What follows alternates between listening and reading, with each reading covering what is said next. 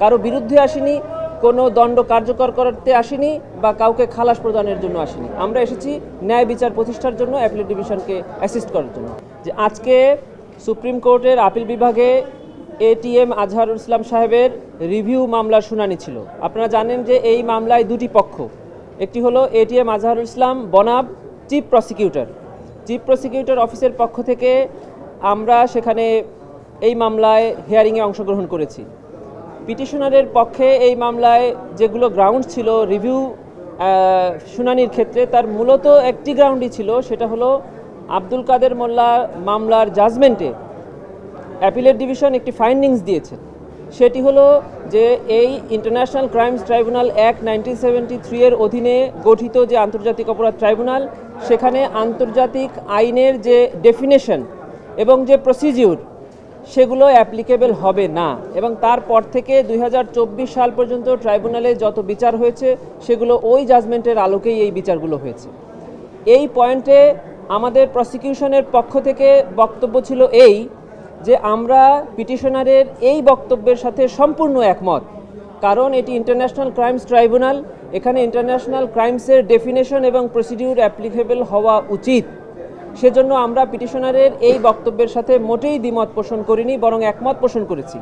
তার প্রমাণ হিসাবে আমরা অ্যাপিলেট ডিভিশনে এটা সাবমিট করেছি যে কালার এক্সপার্ট, জর্জ স্যাপ এবং মাইল্ড অন হ্যান্ডস টেকনোলজি সমৃদ্ধ অরিক্স ক্রিস্টাল ওয়াশ আপনার বর্তমান সরকার ট্রাইব্যুনালে ইন্টারন্যাশনাল ক্রাইমসের এবং ইন্টারন্যাশনাল প্রসিডিউর, ইন্টারন্যাশনাল কোর্টসের ডেফিনেশন অ্যাপ্লিকেবল করেছে এই মর্মে স্বীকৃতি দিয়ে ইতোমধ্যে আন্তর্জাতিক অপরাধ ট্রাইব্যুনাল আইন 1973 সংশোধন করে এই ডেফিনেশনের মধ্যে সিস্টেম্যাটিক অ্যান্ড ওয়াইড স্প্রেড শব্দ দুটি ইনসার্ট করেছে। শুধু তাই নয়, আরও একটি জিনিস ইনসার্ট করেছে, সেটি হলো রোম স্ট্যাটিউট এই ট্রাইব্যুনালের ডেফিনেশনের ক্ষেত্রে অ্যাপ্লিকেবল হবে। এটি ট্রাইব্যুনালের 2024 সালের সংশোধনীতে এটি ইনসার্ট হয়েছে এই আইনে। অতএব আমরা পিটিশনারের এই পয়েন্টে কোনো দ্বিমত পোষণ করিনি। অ্যাপিলেট ডিভিশনের মাননীয় প্রধান বিচারপতি আমাদেরকে এই বিষয়ে যে প্রশ্ন করেছিলেন, আমরা বলেছি যে আমরা অ্যাপিলেট ডিভিশনে এসেছি two assist the court and for the establishment of ins of justice. ন্যায় বিচারের স্বার্থে আমরা মাননীয় অ্যাপিলেট ডিভিশনকে অ্যাসিস্ট করতে আসছি, কারো বিরুদ্ধে আসিনি, কোনো দণ্ড কার্যকর করতে আসিনি বা কাউকে খালাস প্রদানের জন্য আসিনি। আমরা এসেছি ন্যায় বিচার প্রতিষ্ঠার জন্য, অ্যাপিলেট ডিভিশনকে অ্যাসিস্ট করার জন্য। এটি ছিল আমাদের সাবমিশন। শুধু একটি পয়েন্টে আমরা দ্বিমত পোষণ করেছি, সেটি হলো পিটিশনারের সাবমিশন ছিল যে কোনো লিভ গ্র্যান্ট না করে অ্যাপিলটা সরাসরি হিয়ারিং করা হোক। প্রসিকিউশন থেকে আমরা বলেছি যে আমাদের এই বাংলাদেশের কাস্টমস হলো যে কোনো রিভিউ পিটিশন বা অ্যাপিল লিভ গ্র্যান্ট করেই এটা ফাইনাল হিয়ারিং হওয়া উচিত। আমরা এই কাস্টমসটাকে ফলো করার পক্ষে ছিলাম, যদিও এটা inherent power of the appellate division, ওনাদের উপরে আমরা ছেড়ে দিয়েছিলাম।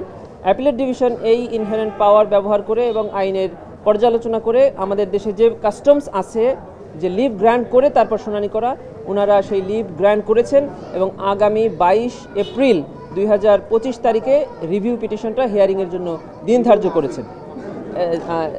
আগামী 22 এপ্রিল 2025 তারিখ আপিল শুনানির জন্য দিন ধার্য করেছেন। এর মধ্যে আরেকটি অর্ডার দিয়েছেন, আজকে থেকে উইদিন 2 উইকস পিটিশনার একটি কনসাইজ স্টেটমেন্ট জমা দিবে। কনসাইজ স্টেটমেন্ট জমা দেওয়ার নেক্সট 2 উইকসের মধ্যে চিফ প্রসিকিউটর অফিস থেকে তাদের কনসাইজ স্টেটমেন্ট জমা দেওয়ার জন্য অ্যাপিলেট ডিভিশন অর্ডার করেছে। এটি ছিল যে পিটিশনারের সাবমিশন ছিল একটি, মানে বেসিকলি একটি, সেটি হলো যে ইন্টারন্যাশনাল ল অ্যাপ্লিকেবল হবে না, এটি ছিল অ্যাপিলেট ডিভিশনের জাজমেন্ট। ওনারা চায় যে ইন্টারন্যাশনাল ল অ্যাপ্লিকেবল হোক। আমরা বলেছি আমরাও তাই চাই, কারণ আমরা সেটা চেয়েছি, তার প্রমাণ হলো আমরা আইন সংশোধন করে অলরেডি ইন্টারন্যাশনাল ল অ্যাপ্লিকেবলের সেকশনগুলো ঢুকিয়ে দিয়েছি আইনের মধ্যে, সরকার সেটা করেছেন। অতএব আমরা পিটিশনারের সাবমিশনের এগেইনস্টে যাওয়ার আইনগত বা তথ্যগত কোনো সুযোগই নেই। আমাদের আইনে রিভিউ করার সিস্টেম নাই, এটা মোল্লাস জাজমেন্টে অ্যাপিলেট ডিভিশন এই অপশনসটা দিয়েছে, উইদিন 15 ডেজ এটা যে কোনো পিটিশনার রিভিউ করতে পারে, আইনে কোনো সুযোগ নেই।